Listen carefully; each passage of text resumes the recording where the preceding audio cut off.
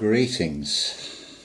Within, 10 minutes of the last video, I'd already got this one fully formed. It just followed on.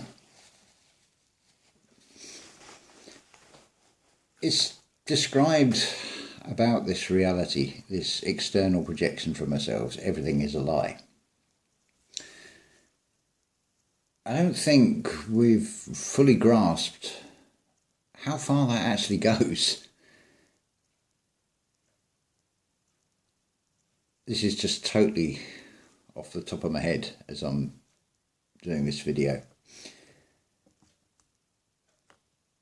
I've spoken before about the significance of the EA. Now, there's a saying about taking a leap of faith. Well, if you put spiritual energy in front of that, that becomes sleep.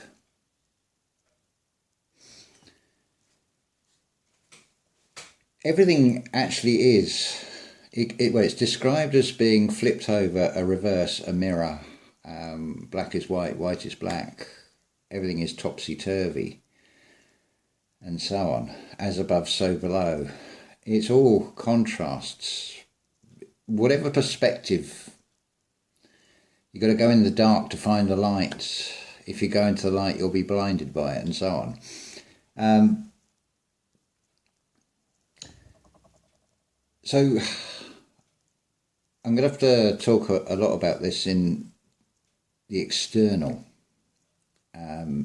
because it's easier to explain it. But you know, I make the circuits may fire up, as it were, and I'll be able to give you the internal of it as well. Now, one of the big questions was, how could a worldwide civilization such as Tartaria, the general held conception of what a lot of us think it is or was, how could it fall so easily? Now, way back, probably about a year and a half ago, I proposed the idea that if it's something that has never occurred to you, you never even thought of, well, you're not going to be fearful of it. It comes down to that whatever you give. There we go, we're going into the eternal. Whatever you focus on, you create, because you project out from your, what's called the third eye, which is actually your all-seeing, your first eye.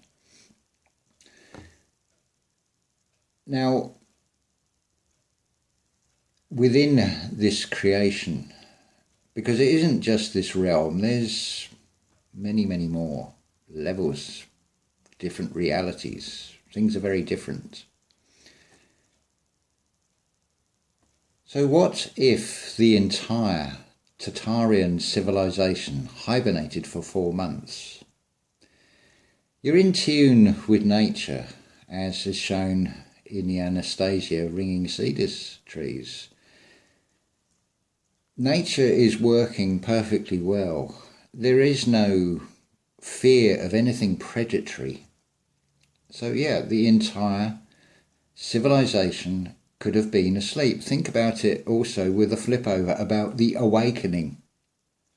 Well, maybe that was the deep sleep where we really fell into a deep sleep.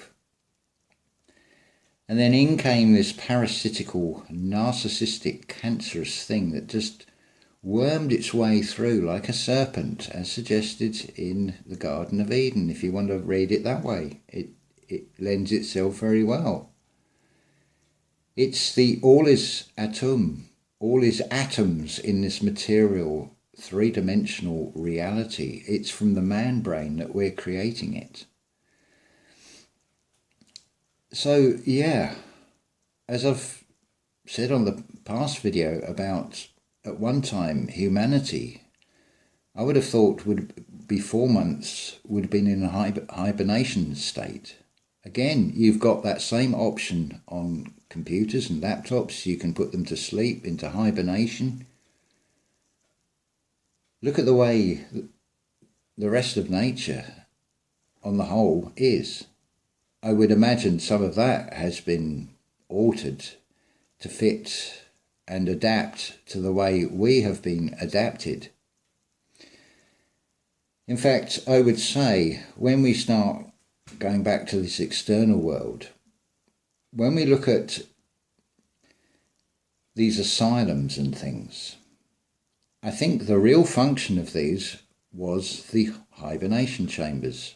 That's why there are so many of these palatial-sized, or were these palatial-sized asylums. But then look what sayings we get. I mean, if you were in hibernation for 4 months, there'd be 4 months you wouldn't be seeing anything. And you'd be mad to miss out, I think is probably where that saying comes from. But we're being introduced, and you just follow the pattern with, look at the way we're being sold things as being good for you. And it turns out they're not. Okay, there's some things, well, it depends on perspective again. This electronic devices, it's given me a way of spreading a message and giving a perspective on things, basically sharing a video diary and sharing my thoughts as they come to me. And yeah, it's not all bad. It's just the intention. But even the seeing, now in this reality, I mean, that saying about if no one observes it, does a tree make a sound? Well, forget the sight, forget the sound. What about the feeling? If you're in a vibration that you are communicating with nature, it's all in the feeling, as Neville Goddard brilliantly explains in the audio presentation. The feeling is the secret. So it's all right, like how I got this phone. Yes, I visualized holding that phone.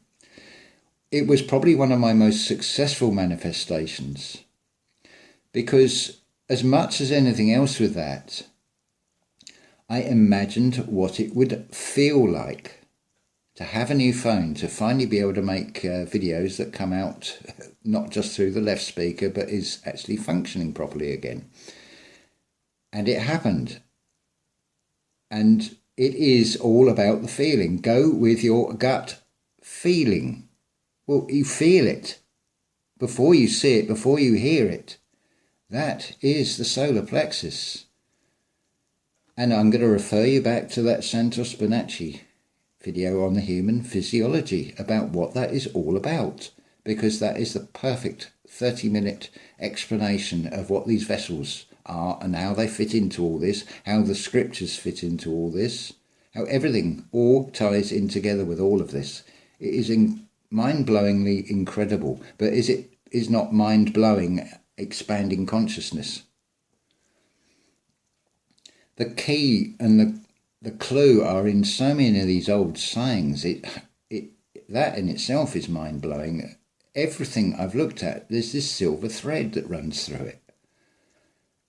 And it doesn't conflict. I can still look at the external because there's little bits that resonate from that. Because some of it I am taking in externally. It's the thoughts we share as much as anything else. I mean, the last video came about in that same way. It was through other people's words and giving their interpretations on things, sharing information. Sharing is caring. We all benefit from it. That's where we have to use our discernment. Go with what feels right. See, you've got feeling in the physical sense, and it will warn you of dangers if something's too hot or too cold, for example. But what about the spiritual feeling? That is the key to all of this. And of course, those letters, EA, which is in feel. Of course, it depends how you spell it. One final thing, another thing that occurred to me about flight. The way we're sold and told, it all started with the Wright brothers, but are we spelling that R-I-T-E, for example? Is that the right way to spell it, or do we need to right the rights that have been wronged? That seems to be a repeat pattern with everything in the external, which we can do from the internal. It is all, fundamentally, comes down to the magnetics again. Whatever you send out will come back. So if you're sending out negative thoughts, if you're projecting out a negativity, well, it's your fault that it's come back on you, because you sent it out there in the first place. Nobody else did it. This is why we need to master our thoughts. Listen to your heavens. Raise that power and wisdom, that charisma, that Christo oil up inside us. Again, look at that Santo Spinaci video. That is the key to everything. It's all going on inside each and every one of you. We are all projecting out. There is nothing outside of yourself. That sounds bizarre, I know. But some of you that will resonate with. But I am just a dream that you've created, and you're seeing me through a screen. But it applies to each and every one of us. We're all perspectives. We're all manifestations. We're all pushed out experiences that the Creator is having. But again, look at the Joseph Benner, the impersonal life. That explains it very well as well. It's up to you how much you want to look at and how much you want to really absorb all of this information. I'm just sharing what has helped me, all the little bits and pieces, all the jigsaw pieces. And they're all building up this massive, wonderful picture. And I can see why this system is the way it is, so intent of stopping us finding this, because when we do find it, it is so wonderful and incredible. I've had glimpses of it. And the more I get glimpses of it, I'm going to share them with you, because it's something wonderful to see and to feel. Ta-ta for now.